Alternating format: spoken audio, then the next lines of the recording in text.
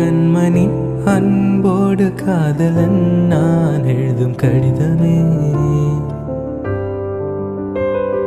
பொன்மணி உன் வீட்டில் சௌக்கியமா, நான் எங்கு சௌக்கியமே.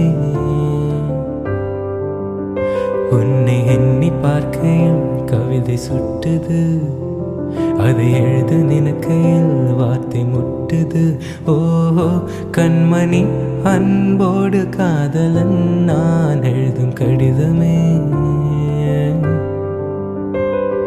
பொன்மணி உன் வீட்டில் சௌக்கியமா, நான் எங்கு சௌக்கியமே.